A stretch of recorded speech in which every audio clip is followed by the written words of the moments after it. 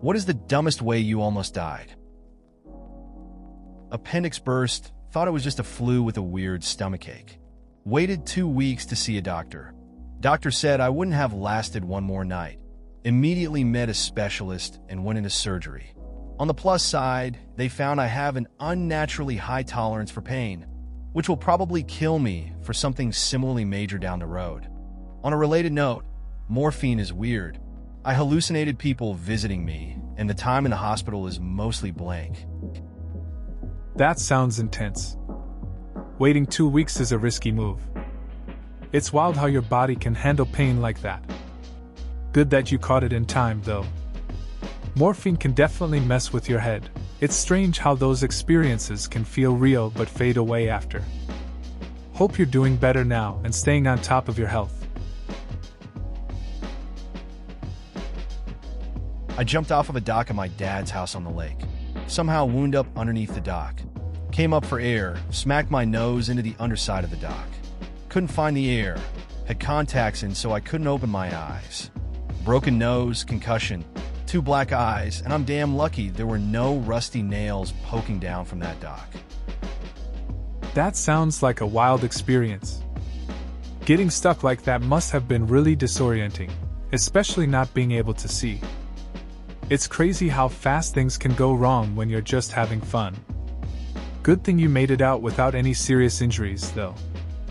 Just a tough lesson learned about being careful around docks. Definitely a story you'll remember for a long time. Playing on the playground as a 20-year-old man, mind you, and climbing through various jungle gyms in unintended fashions, trying to see who could squeeze through the smallest hole. Squeezed my body through a rung on a ladder a few meters off the ground. Managed to get my entire body out, but my head stuck, entire weight of my body pulling me down, and almost broke my neck. Friends grabbed my ass and hosted me back up to avoid such a fate. That sounds like a wild time. I can picture it, being 20 and still hitting the playground. It's funny how you sometimes think you're invincible until things go wrong. Your friends really came through. I guess that's what friends are for, right? It's a reminder to maybe not push the limits too much, especially when it comes to climbing around like that. Had braces while I was in school. One day we had a pizza party in one of my classes. A kid said something along the lines of nobody can stuff a whole slice in their mouth. While I did it, he wasn't even speaking to me. I just overheard and wanted to try it. The cheese hooked onto one of the brackets, and so when I swallowed and lumped up in my throat, and I couldn't breathe. Fortunately, I was able to spit it all back out. That sounds like a wild moment. I can picture the pizza party vibe and how things escalated. It's funny how peer pressure or just a challenge can push you to do something silly. Good thing you managed to spit it out. Might have been a lot worse if you hadn't. I guess that's a lesson learned about not trying to show off with braces. TLDR, old guy almost kicked the bucket by disregarding gas heater etiquette carbon monoxide poisoning by a faulty gas water heater. I rose one morning in winter, windows closed, and I put on the shower to heat up a bit before using it. Sat on my couch, coffee and cigarette, and noted myself dozing of again. No smell, no nothing. Then I panicked and tried to rise, but my legs were paralyzed. So I left my apartment by crawling on my elbows. Had to be revived in hospital for 8 hours on pure O superscript 2. That was one of many close calls I've had, OP equals old guy, but it would have been by far the stupidest way to die. Pro tip, if you use gas stoves, /heaters, etc., look at the tips of the flames once in a while. If they have other colors than straight bright blue, get it checked. That's a rough situation. It's wild how something like a faulty heater can sneak up on you. I can relate to dozing off unexpectedly, though. There was this one time a friend almost fell asleep while cooking. We were lucky nothing serious happened. Now we both just keep an eye on things and remind each other. It's kind of funny but also a good reminder to be cautious. Safety first, right? Almost choked on a spaghetti noodle once. It didn't go all the way down my throat, with one end still in my mouth, so I ended up having to pull it back out. There's very little that feels the way it feels to pull a noodle back up your throat. You even thinking about it makes me feel weird. Edit. Since I got a few people talking about how you can't die from a spaghetti noodle stuck in your throat. Maybe you can't, but I interpreted the question as an in-the-moment type, so yeah, when I had the noodle who wouldn't die peacefully fighting back in my throat, I thought I was going to die because panic.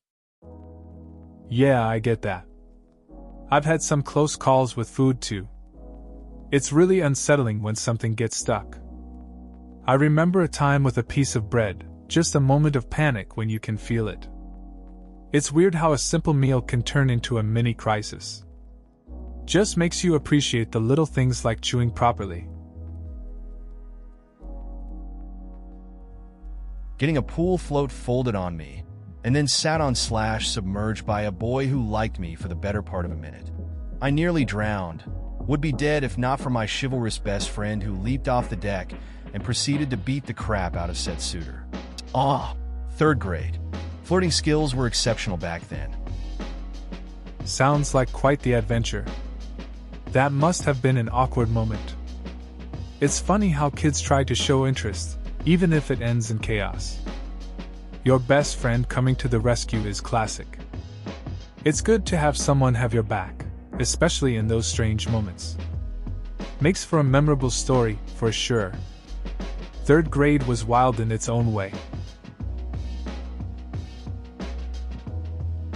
I was at a foam party in Panama City on spring break. The dance floor was shoulder to shoulder packed. You could barely move at all.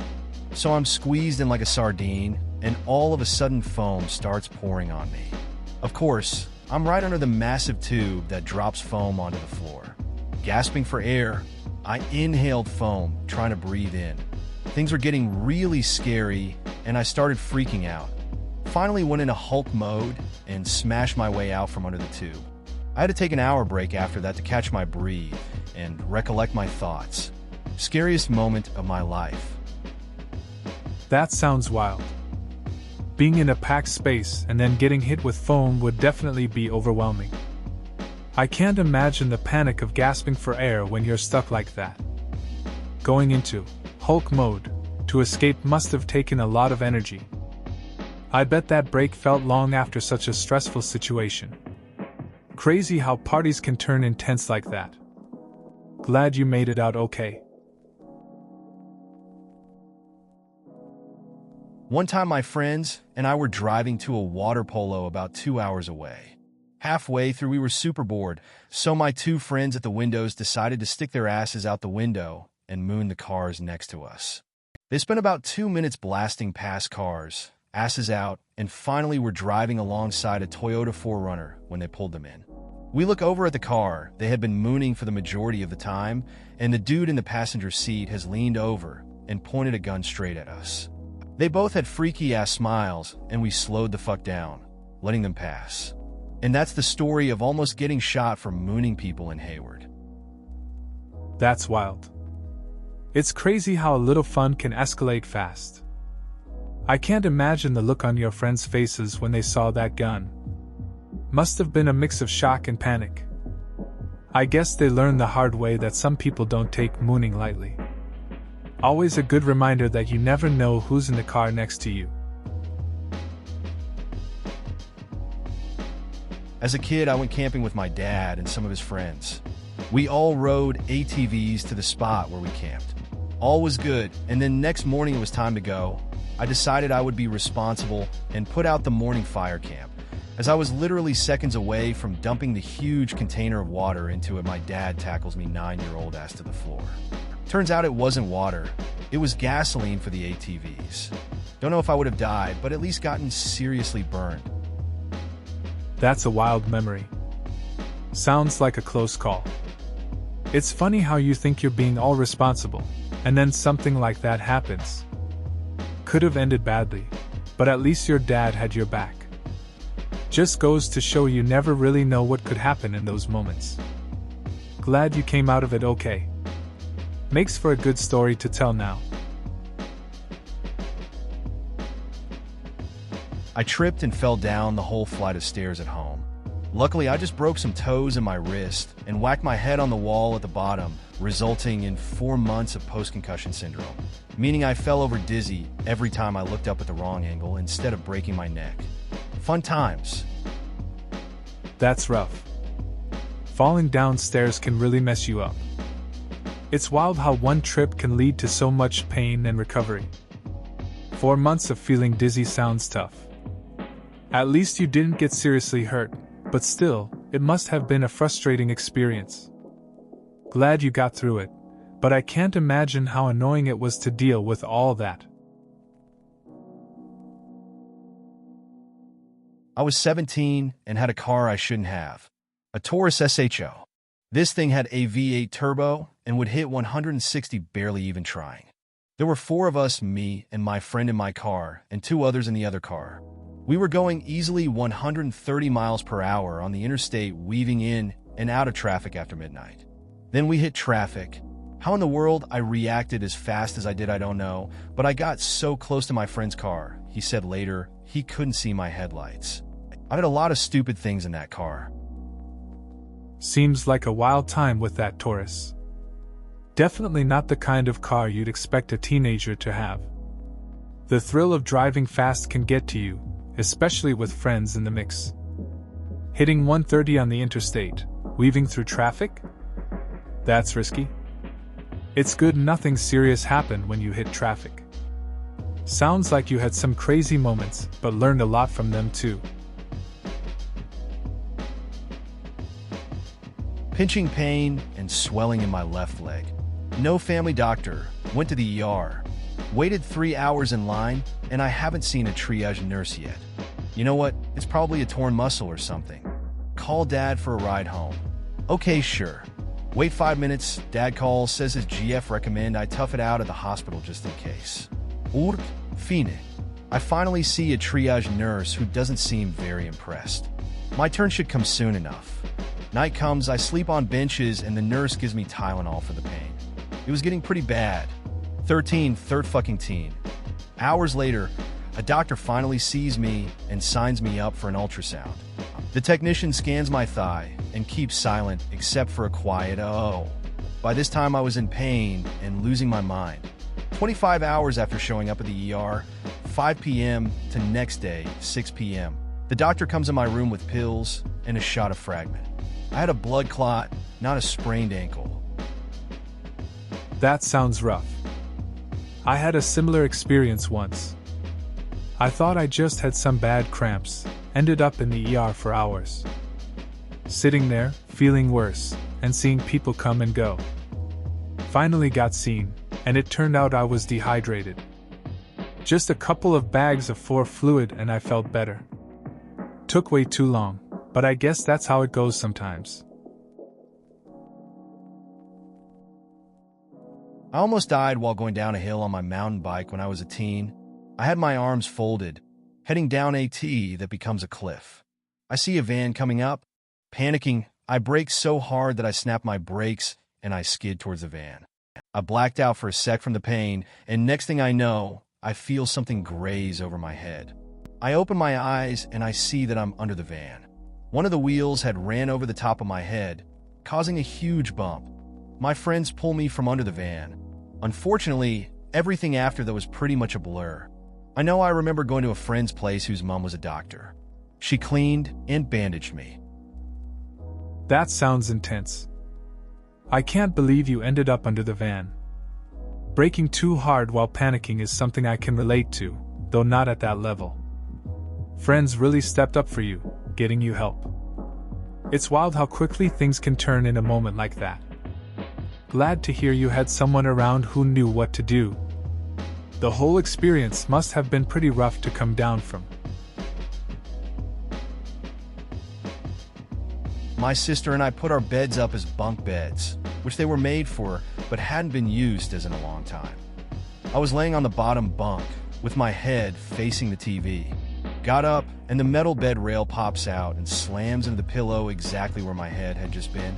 If that didn't kill me, I would have been seriously brain damaged. That sounds pretty intense. It's wild how quickly things can change. You think you're safe just lying there, and then bam, something like that happens. It's a reminder to always be aware of your surroundings. I guess you got lucky this time. Just another day in the life, right? Glad you came out of it okay. One morning going to school, my mom noticed a stray dog messing with her plants in our front yard. Her being afraid that it had rabies or something, she wanted me to scare it from the comfort of her car. So she parked the car along the curb and I stuck my head out the window to yell at it. My mom tried to roll up her window, but instead hit the button for mine. The window rolled up on my neck and I couldn't pull my head back in. As I'm gasping for breath and flailing my arms, my mom says, "That's not going to scare the dog." Took her far too long to notice that she was choking me with the window, and after more of her fumbling with the buttons while crying hysterically, I was able to breathe again. But then she said I could stay home from school that day, so it all worked out. That's a pretty wild morning. Your mom really went from trying to scare a dog to accidentally choking you with the window. It's funny how panic can change the course of a day. At least you got a day off in the end. Sometimes those chaotic moments turn into good stories later. Glad it worked out though. Sounds like a bonding experience of sorts. I've been waiting for this moment. So I live in Chicago, and every weekend in the summer the bridges, that otherwise you pay no attention to and assume are normal roads, go up to let the tall sailboats through to the lake. So anyway, I'm driving down Lakeshore and the bridges are up for a while, and I'm getting antsy, so I decide to get out of the car and jump on the lane divider. Little did I know there are two dividers and about a 2-foot gap that if you fell through your body drops onto a car driving on Lower Wacker. I almost died BC. I wanted a picture standing on the lane divider on Lakeshore Drive. Sounds like a pretty wild experience. You were just trying to get a cool pic, and then it turned into a close call. It's crazy how those moments can go from fun to risky really fast. I guess now you have a story to tell, but also a lesson learned about being more careful. Sometimes, it's better to just enjoy the view from where it's safe. I run the trails in the Ohio National Park districts. About 3 miles into my run, or so I felt that I'm being stared at feeling, and I stopped to look around the woods. There was a wolf. Coyote. Think the coloring of a coyote with the size and face of a timber wolf. I've seen a lot of coyotes in the parks. I was really intrigued by this thing and found myself just staring at it in awe. Then 2 more came into view and joined it, and without thinking I hauled ASS away from there. Fastest quarter mile I've ever run, really hurt me knee in the process. I can't believe they didn't chase me. That would have been the end of me for certain. Afterwards, when I had a chance to think about the look in its eyes, I was definitely being sized up as a meal and not a curiosity. That sounds intense. I've had moments like that when you're out in nature and feel watched. Once, while hiking, I heard rustling in the bushes and froze. Turned out to be a deer, but my heart was racing. I can't imagine seeing something as big as a wolf or coyote. Good call on running, though. Better to be safe. The thought of being seen as a meal really puts things in perspective. I was about 14 to 15. Your average curious tinker kid. Took apart my PS2, went to dislodge one of the capacitors with a brute force using a screwdriver. Apparently, I never unplugged the PS2. All I remember is a flash of blue, a screwdriver flying across the room, and the lights in the entire house going out. Took a break from tinkering after that. That sounds like a wild experience. I remember being that age, trying to fix things without really knowing what I was doing. I had a similar moment with my old computer. I got shocked, and it felt like a wake-up call. It's funny how those little mistakes teach you a lot, even if they're kind of painful at the time. Guess that's part of learning. I drowned. Literally. Was at a lake on a post-graduation picnic when I was 18. Wasn't a strong swimmer, but the guy in front of me didn't swim at all. He got a hold of me and pulled me under. I remember looking up at the surface, knowing I was dying. Woke up on the shore after being resuscitated. No welcoming light or anything, just darkness, then revival. Damn, scares me after several decades. That sounds really intense. I can't imagine the panic of being underwater like that. It's crazy how quickly things can turn from fun to horrific. Waking up on the shore must have been both a relief and a shock. It's definitely one of those moments that sticks with you for life. Glad you made it out okay, though. Those experiences shape us in ways we don't even realize. I was in Sacramento waiting to cross the street, but the train was coming, so I had to wait. I don't know why, but I took 2 steps back right before the train approached, and the train whooshed by right where I had been standing. My friend and I just gave each other an OMG look and never spoke of it again. That sounds pretty wild. Just a moment like that can really make you think about how quickly things can change. It's interesting how you both just shared that look and moved on, like there was an unspoken understanding of the close call. Sometimes those experiences just linger in the back of your mind. I nearly died getting electrocuted at a church fair. This local church fair usually had 20 to 30 trailers for running various games, serving food, selling tickets, etc. This particular night, my friend and I were heading through the fair to get to a local 7-Eleven. To get over a waist-high guardrail, I planted one of my hands on the back of a trailer and the other at the top of the guardrail. Little did I know the spot on the trailer I touched was electrified. The current hit me and knocked me unconscious for a brief moment. I woke up on the ground with my friend freaking out. Luckily, aside from some soreness in my chest, I didn't seem much worse for the wear. Edit. For a little context, I was no wimp at this age. I used to make sport of holding onto electrical fences and always won these contests among my friends, often by a good 10 to 15 seconds. My brother also recently told me of an incident that I actually don't remember, where I did the same thing with some exposed wires on a light fixture in my room. The fair incident was a much more powerful shock. That sounds pretty wild. It's crazy how unexpected things can happen at a fair. I mean, you just wanted to get over a guardrail and ended up getting shocked instead. Your friend's reaction must have been intense. It's good you didn't get seriously hurt. It's funny how you thought you were tough with the electric fences, then got taken out by a trailer. Guess some shocks hit harder than others. Had a bit of a cough for a while, but didn't go to the doctor because it was close to New Year's and I didn't want to be on antibiotics while partying in Budapest. When I came back and the cough became to be so painful I couldn't bear it anymore, I went to the doc, who basically told me that I had pneumonia, and if I came in a week or so later, he wasn't sure if he could even help me. Don't skip out on antibiotics, kids. That shit dumb. That's a pretty rough experience. I had a friend who did something similar. He ignored his symptoms because he didn't want to be sidelined during a trip. Came back feeling terrible and ended up in the hospital. Just goes to show that some things aren't worth risking, especially your health. It's better to handle stuff early rather than face worse consequences later on. Was sitting in a dingy drinking on a lake.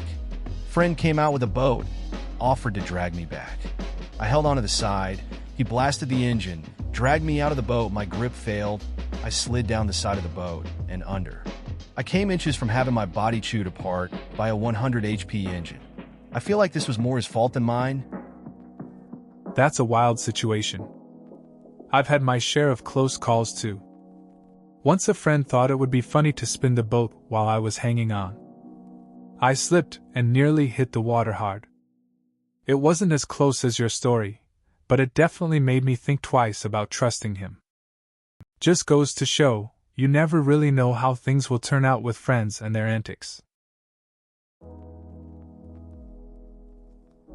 Doing a jump on a utility quad that was way too big for me, and not locking my feet in when I jumped and not strapping my helmet. As the quad started going down, my legs went up and my hands were still on the handlebars. I went full Superman on complete accident until I was straight up and over the bars, and when the quad hit the ground, I went straight down in front of it. It proceeded to run me over after my helmet flew off. Got away with some big bruises and a really bloody mouth. That or falling about 2 stories onto my back while trying to climb a building drunk. Good times. Sounds like you had some wild experiences. Jumping on that quad must have been a rush, even if it didn't go as planned. And falling from a building while drunk doesn't seem like a smart idea, but I guess it makes for a good story. Bruises and a bloody mouth are tough, but at least you walked away from it all. Those moments definitely stick with you. I went on a whitewater rafting trip in high school in springtime. The guide told us that we should absolutely not lose our paddle. As the float began, we hit some rapids, nothing too serious. Then we came to a string of about 3 rapids back to back. I got knocked into the river and lost my paddle. The water was freezing, but luckily I got pulled back into the raft within a few seconds. For some reason, I valued this paddle more than my life. So I dove back into the water and grabbed my paddle. This was when I realized I'd just made a huge mistake. I got my paddle back, but I was about 20 feet away from the raft. I spent what felt like 20 minutes in the freezing cold water, only about 5 minutes. I was getting knocked around and choking on water. I really thought I was going to die. Luckily, at the end of the rapids, my group could wait for me, and they pulled me into the raft again. And that is how I almost died trying to save a $10 paddle. I hope that thing is appreciative for what I did for it. That's quite a trip. Losing the paddle must have been a panic moment. Jumping back in after it, though, that's some commitment. Cold water can really mess with your head. It's wild how something small can feel so important in the heat of the moment. Glad you made it back into the raft safely. Bet you think twice about paddles now. Just a crazy reminder of how quickly things can turn in the water. I had a UTI that I thought would clear up on its own. I didn't have anyone to take me to the doctor, so I didn't go when I first started feeling ill. I was passing out with a fever of 104 when my boss from work found me and took me to the hospital. It ate away the lining of my bladder, and now I have urinary frequency and bladder pain for the rest of my life. That's rough. Ignoring health issues can lead to some serious consequences. Your experience sounds really tough. Having someone step in when you needed help shows that support can come from unexpected places. It's a reminder to take care of ourselves and not wait too long to seek help. Hope you find ways to manage the pain and frequency. Not me, but one of my closest friends. She jumped into an area of a pool where she couldn't stand and accidentally took a big gulp/breath of water. She climbed out of the pool and found she couldn't breathe on land. This was because she was choking on water. So she thinks to herself, is this how you become a mermaid? This must be how you become a mermaid. Dives back into the pool and takes another gulp/breath of water. At this point, someone grabbed her and pulled her out, but yeah, not her cleverest moment. That's a classic story. Your friend thought she'd turn into a mermaid, but it didn't play out quite like that. It's wild how in those moments, our minds jump to strange conclusions. At least she had the instinct to dive back in, even if it wasn't the best move. It makes for a good laugh looking back, but I can imagine it was a bit scary at the time. Doctors have a hard time understanding people with high pain tolerances. I passed several gallstones and was told I was suffering a little from overeating, I guess because I wasn't in enough pain. I was getting jaundice later from a stone stuck in a duct, and a different doctor looked at me puzzled and said, "Aren't you in excruciating pain?" I was in pain for sure, but I guess I wasn't crying or screaming. I'm not sure what they wanted. Winky face. Also, when I was in labor with my daughter, the doctors did not believe me or my husband when I told them that I thought was close. They looked amused until they realized I was already dilated to 10, then they started freaking out. I was in the hospital for less than 30 minutes before I gave birth, without meds. It hurt, but they were shocked at how calm I was. I guess it is a good thing to have high pain tolerance in labor, though. Winky face. It's interesting how people perceive pain differently. I've had a friend who went through something similar. He showed up at the ER after a bad fall, barely wincing. The doctors thought he was fine until they did some tests and discovered a fracture. It was surprising how calm he stayed. I guess some people just handle pain without making a scene. It's a strange thing, but it happens. Hearing stories of people with burst appendixes for weeks is strange to me. I had crazy, debilitating pain that went from 0 to maximum intensity over the course of about 4 hours. I realized it was very localized, checked that it was the side that the appendix was on, and went straight in. Had surgery that morning. Doctor said that it was one of the worst-looking appendixes that he had seen, hadn't burst yet, and that it was good that I had come in when I did. Unfortunately, no morphine trips for me. Didn't notice it having any effect at all until I went home and realized that, yes, it had been dulling the pain by a lot. Mother's dog ate my entire Tylenol 3 prescription too. Sounds like you had a rough time. It's wild how quickly pain can escalate like that. Good on you for recognizing it and getting to the doctor in time. Must have been a relief to find out it wasn't burst yet.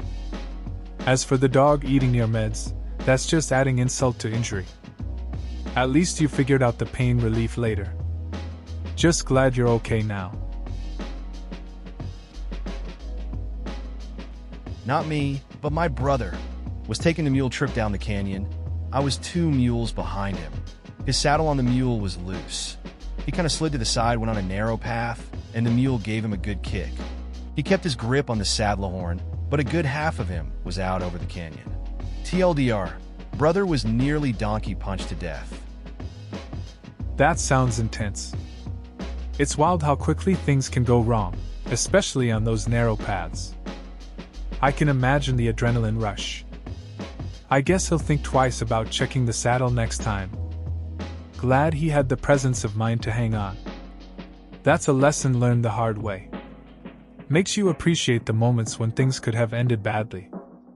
Just glad he made it out okay. I had a similar incident. Riding downhill full out, when partway down a car pulls out from a stop sign. They stopped in the middle of the intersection. I locked up my brakes, do a skidding 90 left turn, managed to not lay it down, then swerve around the front of the car and keep going. Heart was pounding something fierce, and don't think I could replicate the move if I practiced for a year. That sounds pretty intense. I had a close call once too. I was biking through the city when a dog suddenly dashed out in front of me. I had to brake hard and swerve to avoid it. My heart was racing, and I was just hoping I wouldn't fall. Honestly, I don't think I could do that again either, just pure instinct kicking in at the moment. Totally get this. My cousin's 5-year-old son likes to jump in the pool whenever it isn't blocked off. He watches his older brother do it and wants to join. Only problem is, he can't swim. He did it once in front of us during a birthday party, and my cousin dove in fully clothed seconds later. We were all thoroughly impressed by the kid's lack of concern and the speed at which my cousin pulled him out. It's wild how fearless kids can be. That little guy just wanted to have fun, not thinking about the swimming part. It's a bit scary though, seeing that happen. Props to your cousin for being quick on his feet. It's a reminder for everyone that kids can be unpredictable, and you really have to keep an eye on them around water. Glad everything turned out fine in the end. What came of that? Did you get into an accident? My dad helped my husband do our brakes on our old Ford Escort.